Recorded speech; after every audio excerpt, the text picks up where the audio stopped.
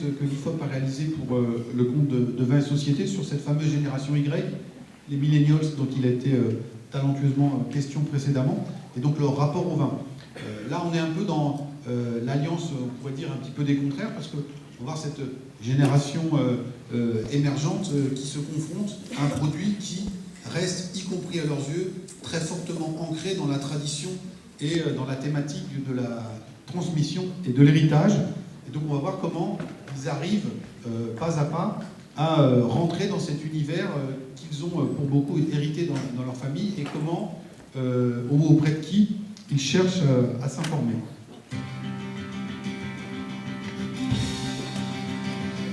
Salut, je vais vous parler du vin chez les jeunes. Pardon, les autres jeunes, je veux dire les 18-30. Voilà, ça c'est mieux.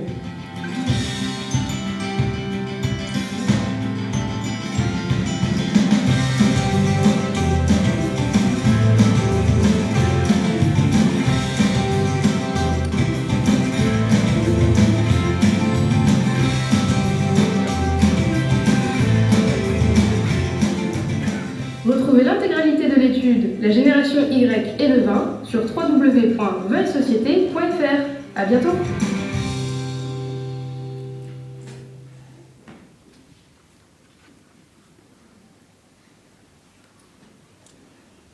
Ça arrive. Donc voilà.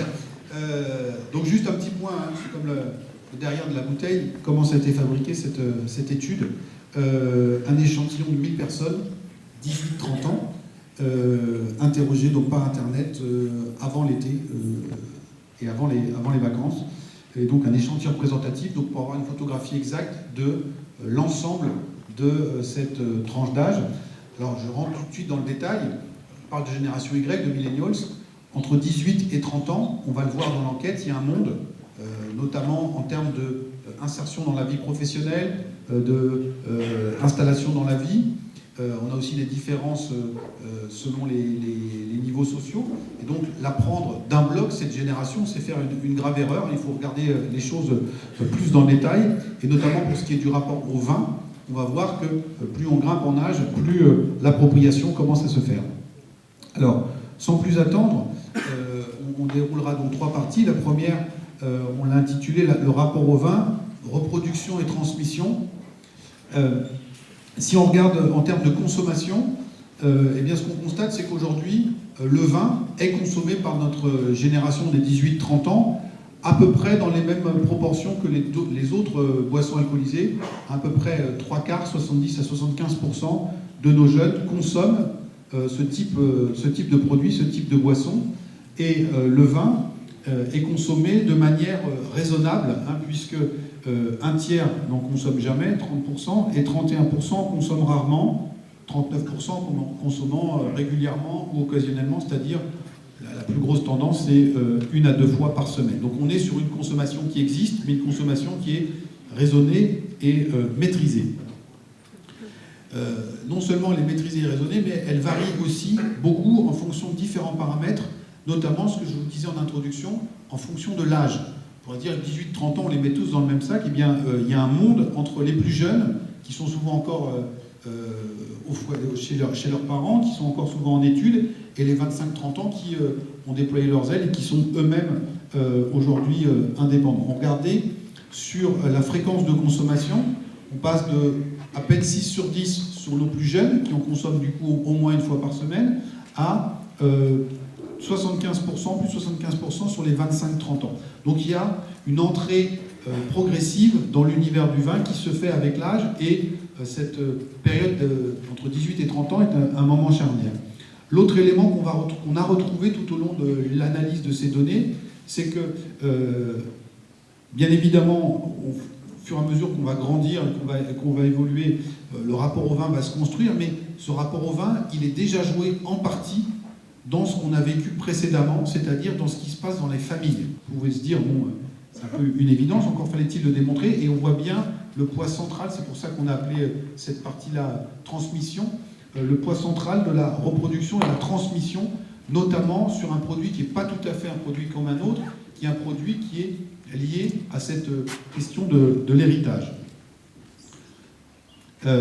Autre élément qui est très intéressant, hormis la fréquence de consommation, c'est les occasions ou les moments de consommation. On a parlé de lifestyle tout à l'heure.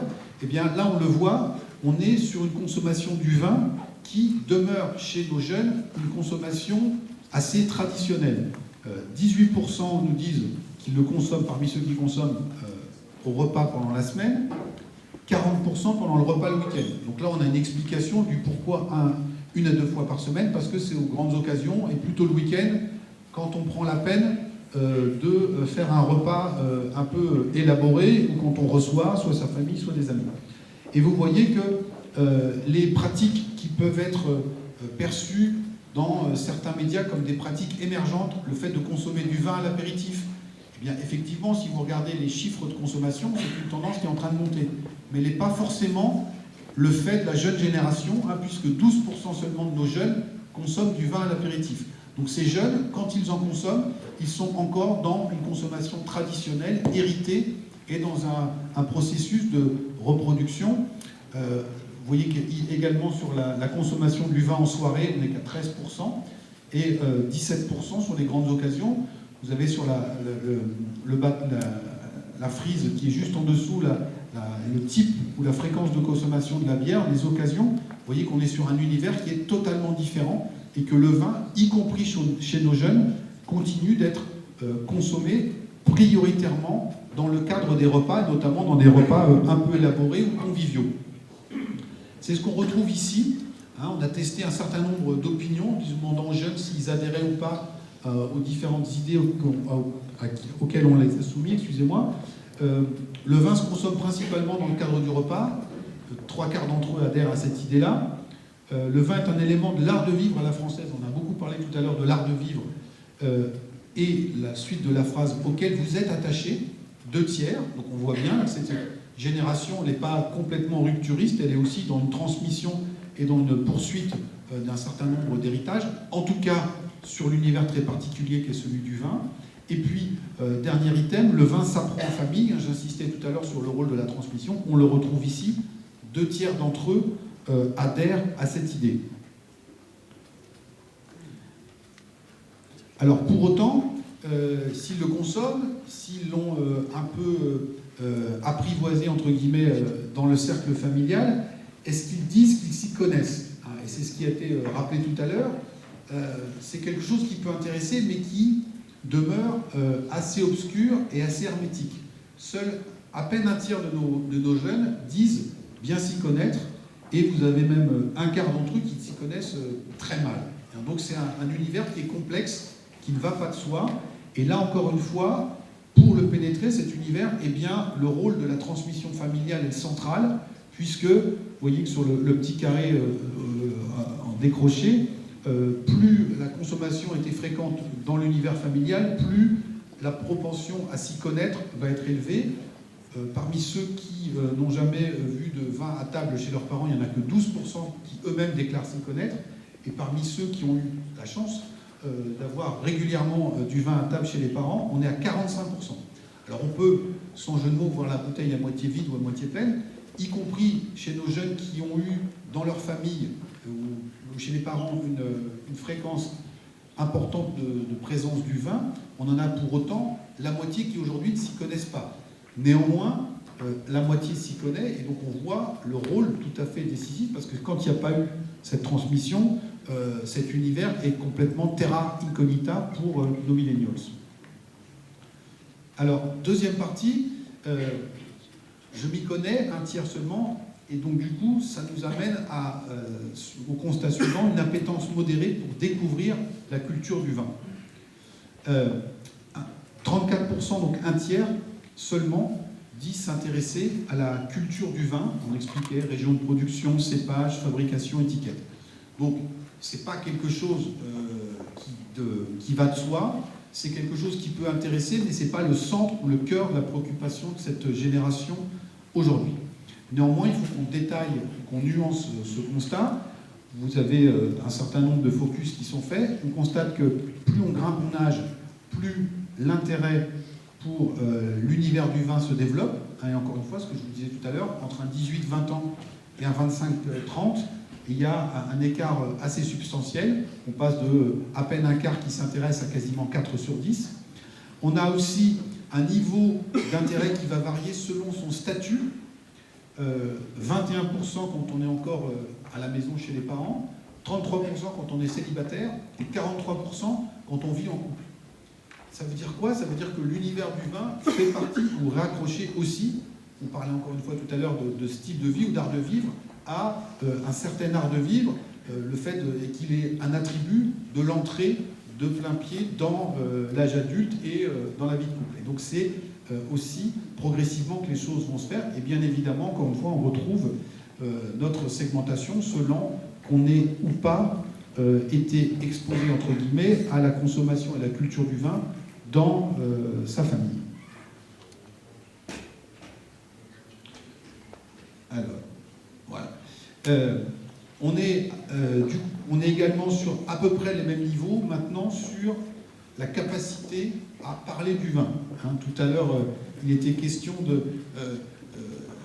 pour les millennials de s'approprier un discours, aussi de le transmettre, de le faire sien, excusez-moi. Et donc, on voit que là, à peu près, on est sur les mêmes étiages. À peine un quart des jeunes se sentent aujourd'hui à même de parler de l'univers viticole. Et l'écrasante majorité ne se sent pas les capacités pour le faire. Pour quelles raisons elle ne se sent pas les capacités pour le faire? Eh bien, principalement parce que c'est un univers complexe avec un vocabulaire spécifique qui n'est pas maîtrisé. 45% nous disent qu'ils ne savent pas bien décrire les goûts et les arômes. 27% que c'est un univers trop complexe et 18% parce qu'il manque de vocabulaire. Donc on voit bien, si on parlait en langage plus marketing, qu'il y a des barrières à l'entrée qui sont tout à fait solides, qui sont tout à fait installées et qu'il est compliqué d'aller au-delà. Et donc on a notre étiage de un gros quart ou un tiers de gens qui s'intéressent, qui voudraient s'intéresser et qui sont capables d'en parler. Et tout le reste est à évangéliser aujourd'hui. Du coup, si cet univers m'intéresse quand même, mais il est compliqué à pénétrer, vers qui je me tourne?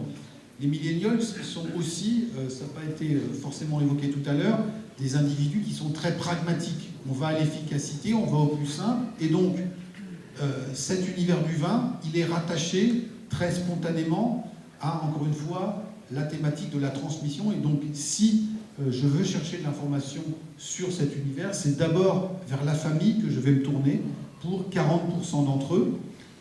Les conseils sur les points de vente, 28%. Donc là aussi, on a le vendeur formé sous la main. Les amis, 27%. Et donc, vous voyez que ce qui est Internet, réseaux sociaux ou des applications spécialisées dans le vin arrivent tout en bas de tableau. Ça ne veut pas dire qu'il n'y a pas d'avenir pour cela, mais qu'encore une fois, en termes d'efficacité et de spontanéité, c'est d'abord vers la sphère familiale que je vais me tourner, parce que c'est d'abord à elle que j'associe cet univers.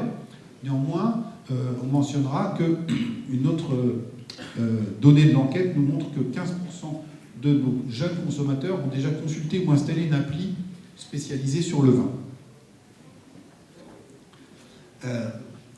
On a insisté, j'espère pas trop lourdement, sur le côté transmission, et on le retrouve ici aussi, c'est-à-dire que beaucoup de ces jeunes, en tout cas ceux qui sont en capacité d'en parler ou de s'y intéresser, c'est parce que dans la famille, on en aura parlé préalablement, mais la transmission, on la retrouve aussi pour eux-mêmes, puisque parmi ceux qui consomment, au moins occasionnellement, c'est-à-dire 7 jeunes sur 10, 1 sur 2, 54%, aurait envie de transmettre sa connaissance du vin.